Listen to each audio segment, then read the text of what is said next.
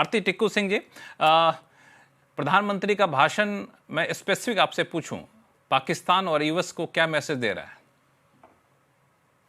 लक्ष्मण जी, पहले तो सबको हैप्पी इंडिपेंडेंस डे। और जहां तक आपका सवाल है, मुझे लगता है कि प्रधानमंत्री ने जो आज स्पीच दिया उसका ओवरऑल मतलब जो मुझे समझ आया वो ये आया कि पूरी दुनिया एक क्रिटिकल मोड पे खड़ी है और एक नए वर्ल्ड ऑर्डर की तरफ बढ़ रही है। और मुझे लगा कि प्रधानमंत्री जी ने ये साफ कर दिया कि वो पूरे सक्षम है और ये देश पूरा सक्षम है उस नए एरा में जाने के लिए। बेशक चैलेंजेस है, बेशक बहुत सारे उन्होंने संकटों की भी बात की और संकट मेरे ख्याल से जियोपॉलिटिकल संकट ही है।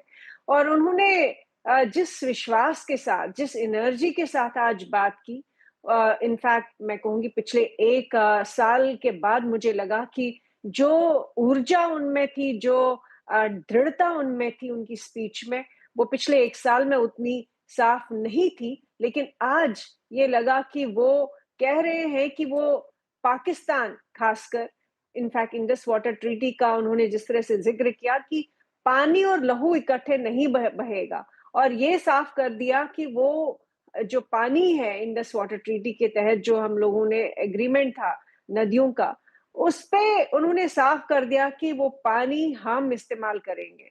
तो मुझे लगता है कि पाकिस्तान को तो एक बहुत बड़ी चुनौती दे ही दी। इनफैक्ट अभी हमने हाल में ही जिस तरह के स्टेटमेंट्स पाकिस्तान की तरफ से आ रहे थे इंडस वाटर ट्रीटी को लेकर, मुंह तोड़ जवाब दिया है प्रधानमंत्री मोदी जी ने इंडस वाटर ट्रीटी को लेकर। दूसरा, ऑपरेशन सिंदूर, जैसे कि सभी पैनलिस्ट ने भी एक्सेप्ट किया है कि ये एक युद्ध वाला जो भाषा थी, उस तरह का एक मुझे लगता है कि उनका टोन भी वैसा ही था। अगर आप पूरा उनका जिस तरह से जिस स्ट्रेंथ से बोल रहे थे, एक युद्ध वाला भी वो स्पीच था, लेकिन साथ ही साथ मल्टीपल और मल्टी डायमेंशनल रिफॉर्म्स की जहां बात करते हैं, तो मुझे लग रहा है कि प्रधानमंत्री युद्ध नहीं चाहते हैं, वो रिफॉर्म चाहते हैं। वो चाहते हैं कि इंडिया प्रोग्रेस करे, इंडिया आगे बढ़े। लेकिन कोई हमें तंग करेगा, वो पाकिस्तान हो, पाकिस्तान चाइना या यूएस का प्रॉक्सी बन के हमें तंग करे,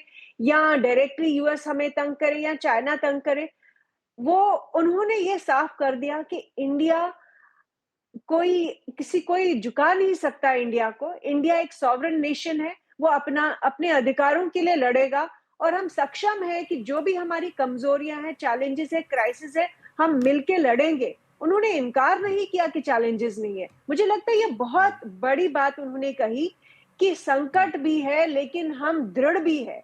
और इसलिए मुझे लग रहा है कि प्राइम मिनिस्टर ने जो नए वर्ल्ड ऑर्डर में जो जरूरतें होंगी, जो कठिनाइयां होंगी, उसके लिए भी देश को तैयार किया। और साथ ही साथ में पाकिस्तान, यूएस, चाइना सबको ये भी आगाह कर दिया कि हम झुकने वाले नहीं हैं।